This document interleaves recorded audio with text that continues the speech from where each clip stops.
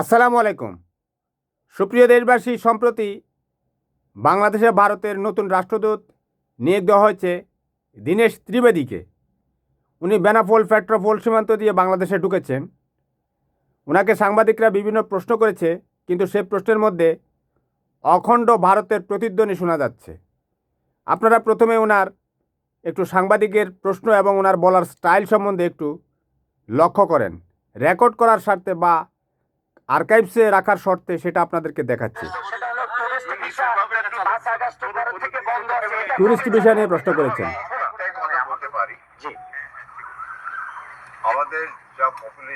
আমাদের যা পপুলেশন আছে 140 কোটি।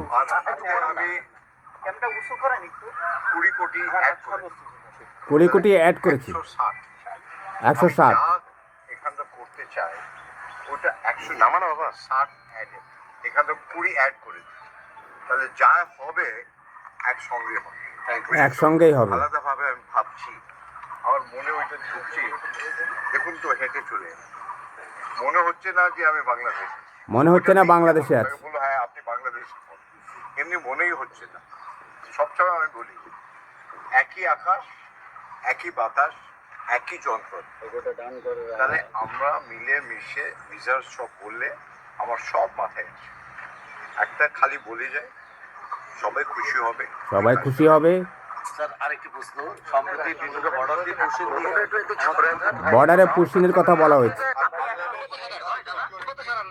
এটা ছিল একটা গ্রেট কোয়েশ্চন, বর্ডারের প্রশ্ন। আপনারা উনার কথা শুনেছেন। ওনাকে প্রশ্ন করা হয়েছে ট্যুরিস্ট ভিসার কথা, বুঝতে পেরেছেন? উনি জবাব দিয়েছেন বাংলাদেশ আর ভারতের জনসংখ্যা। উনি বাংলাদেশের জনসংখ্যাকে ভারতের সাথে অ্যাড করেছেন, বুঝতে পেরেছেন? অ্যাড করেছেন মানে বাংলাদেশের জনসংখ্যা 20 কোটিকে উনি ভারতের 140 কোটি মানুষের মধ্যে ওটা বিলীন করে দিয়েছেন। যেমন করে আপনারা চায়ের মধ্যে চিনিকে বিলীন করে দেন। চায়ের মধ্যে যখন আপনারা চিনি অ্যাড করেন, তখন ওটাকে আপনি চিনি বলেন না, ওটাকে চা বলেন। চিনি অ্যাড করেন কিন্তু, বুঝতে পেরেছেন? কিন্তু নাম তার চা। চায়ের মধ্যে যখন আপনারা দুধ অ্যাড করেন, তখন সেটার নাম দুধ দেন না, ওই চায়ের নামে কিন্তু সেটাকে বলেন যে চা। অনেক সময় দুধ চা বলেন আর কি। তো এই ভদ্রলোক সুকৌশলে সে অখণ্ড ভারতের যে প্রতিচ্ছবি সেটা নিয়ে এসেছেন। তিনি বাংলাদেশের 20 কোটিকে ভারতের সাথে অ্যাড করে 160 কোটি বানিয়েছেন। কথাটা উনি কূটনৈতিক ভাষায় সৌজন্যমূলকভাবে বলেছেন, কিন্তু দূরদৃষ্টি থাকলে আপনারা সেটা বুঝতে পারবেন যে উনি কিন্তু প্রকারান্তরেই ওই যে অখণ্ড ভারতের সেটার একটা প্রতিধ্বনি শুনিয়ে গেলেন। উনি বলেছেন একই আকাশ, একই বাতাস, একই মাটি। আকাশ কিন্তু একটা, ঠিক আছে, বাতাসও কিন্তু ভারতে যেটা বয় বাংলাদেশে সেটাই বয়। এভাবেই চলে পৃথিবী। কিন্তু সেই আকাশ বাতাসের যে মাটি, সে মাটিতে কিন্তু তারা কাঁটা তারের বেড়া দিয়ে দিয়েছে, বুঝতে পেরেছেন? অর্থাৎ তার কিন্তু প্রশ্নের জবাবের মধ্যে কিন্তু দ্বিচারিতা রয়েছে। তারা যেটা বলে মুখে, সেটা কিন্তু অন্তর দিয়ে ফিল করে না, এটা মনে রাখতে হবে। তারা কিন্তু বাংলাদেশে প্রায় 4,500 কিলোমিটার বর্ডারে হাজার হাজার কোটি টাকা খরচ করে কাঁটা তারের বেড়া দিয়েছে। এটা কোনো মতে একটা সভ্য, রুচিশীল, শালীন রাষ্ট্রের ভাষা হতে পারে না। তার প্রতিবেশীর বিপক্ষে, আমরা তাদের প্রতিবেশী, কিন্তু সে একই আকাশ একই বাতাস বলে বিলীন করে দিল আর মাটিতে কাঁটাতারের বেড়া দিয়ে দিল। সে কাঁটাতারের বেড়ায় ফেলানি ঝুলে থাকলো। যে 140 কোটির সাথে 120 কোটিকে সে বিলীন করেছে, সেটা সে সুকৌশলে বলে বিশ্বের একটা শক্তি হতে পারে, বুঝতে পেরেছেন? তাদের শক্তি তো আমরা দেখছি। তারা মুসলমানদেরকে সে কাঁটাতারের বেড়ার কাছে এনে জড়ো করে মানবতার জীবনযাপনে বাধ্য করছে, বাংলাদেশে পুইশিন করছে। অর্থাৎ মিস্টার দীনেশ ত্রিবেদী সৌজন্যমূলকভাবে বলুক আর কূটনৈতিক গোপনীয়তা অনেক ভাষা কিন্তু এগুলো কিন্তু ব্যাকরণের, তাদের কথা বলার যে স্টাইল, এটা ব্যাকরণের সূত্র দিয়ে কিন্তু বিশ্লেষণ করতে হবে। সে বলছে যে হেঁটেই চলে এসেছি, মনে হচ্ছে না যে বাংলাদেশে এসেছি। এটাও কিন্তু একটা ইঙ্গিতপূর্ণ বক্তব্য। উনি গাড়িতে করে এসেছেন এবং উনি যে বাংলাদেশের উদ্দেশ্যে বাংলাদেশের রাষ্ট্রদূত হিসেবে নিয়োগ পেয়েছেন রাষ্ট্রীয়ভাবে, উনার কিন্তু এটা না বোঝার কথা না যে উনি বাংলাদেশে এসেছেন। অর্থাৎ বাংলাদেশকে উনি ভারতের একটা অংশ হিসেবে মনে করছেন। বলছে আমার মনে হচ্ছে না আমি বাংলাদেশে এসেছি। বুঝতে পেরেছেন তো আপনি কোথায় এসেছেন? আপনি যে গাড়ি দিয়ে বর্ডার ক্রস করে ইমিগ্রেশনের মাধ্যমে যে বর্ডার ক্রস করেছেন, আপনি যে অন্য একটা দেশে ঢুকছেন সেটা আপনি জানেন না, সেটা তো আপনি জানেন। জেনেই উনি কিন্তু না বোঝার ভান করেছেন।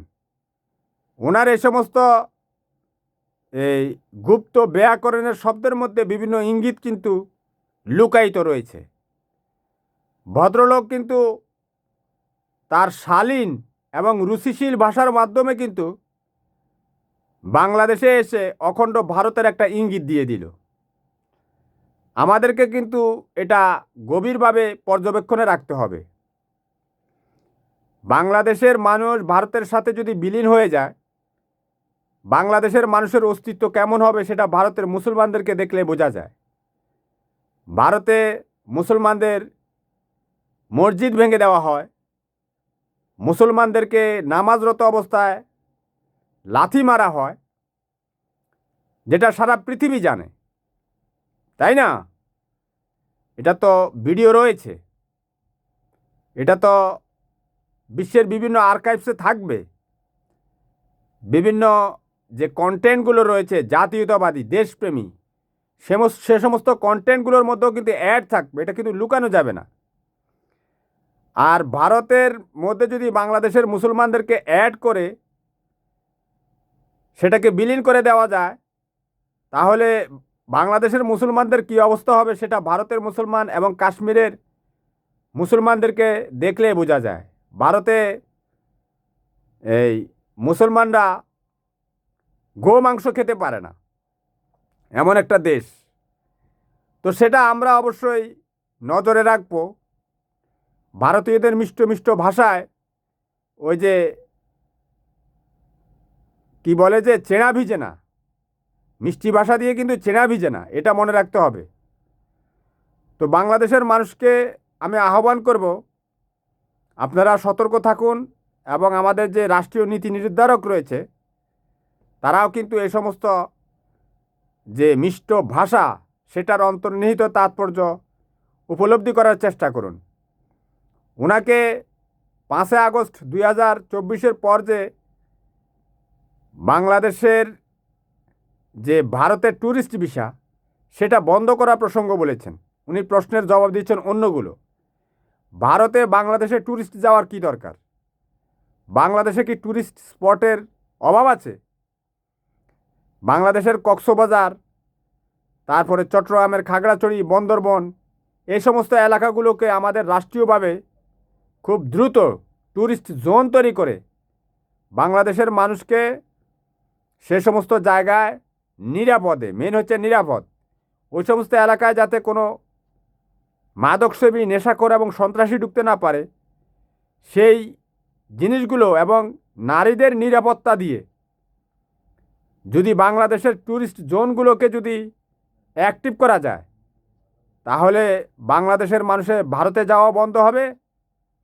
বাংলাদেশের যে বিলিয়ন বিলিয়ন ডলার, প্রায় 10 থেকে 12 বিলিয়ন ডলার এই ট্যুরিস্ট হিসেবে গিয়ে ভারতে খরচ করে আসে। ট্যুরিস্টে গিয়ে ওখানে কি করে? ওই পানিতে গোসল করাই তো, আর ওই কোনো সমুদ্রের পাড়ে বসে থাকা। আমাদের কক্সবাজারের সমুদ্র, যে সমুদ্রের যে এরিয়া, এটা প্রায় 120 কিলোমিটার, বিশ্বের সর্ববৃহৎ সমুদ্র সৈকত। আমরা এই সামুদ্রিক জোনগুলোকে অতি দ্রুত যাতে সরকার নিরাপদ করে মানুষের বিচরণের জন্য উন্মুক্ত করে দেওয়া হয়। মেন হচ্ছে নিরাপত্তা। একটা মেয়ে যাবে সেখানে, একজন কুরুচিপূর্ণ মাদকসেবী তার দিকে এই আপত্তিকর দৃষ্টিতে তাকাবে, এটা কিন্তু সামাজিকভাবে সে নারীটা কিন্তু হেনস্থার শিকার হয়। এটা একটা যৌন নিপীড়ন। এই বিষয়গুলো গণমাধ্যমে তুলে ধরে নারীদের সুরক্ষা দিয়ে যাতে একটা মানুষ তার ফ্যামিলি নিয়ে, তার বোন বা মা আত্মীয়স্বজন নিয়ে যাতে একটা স্পটে নিরাপদে ঘুরে আসতে পারে কোনো হেনস্থার শিকার হওয়া ছাড়া, তাহলে কিন্তু বাংলাদেশের এই যে মানুষ ভারতে গিয়ে বিলিয়ন বিলিয়ন ডলার খরচ করে ট্যুরিজমের নামে, সেই জিনিসটা কিন্তু প্রতিরোধ হবে। আমরা প্রত্যাশা করি সরকার অতি দ্রুত সেই পদক্ষেপগুলো নেবে আর আমাদের যে বৈদেশিক মুদ্রা সেটার সাশ্রয় ঘটাবে। আল্লাহ হাফেজ। অন্য সময় আপনাদের সাথে অন্য বিষয়ে আলোচনা হবে। ভালো থাকবেন।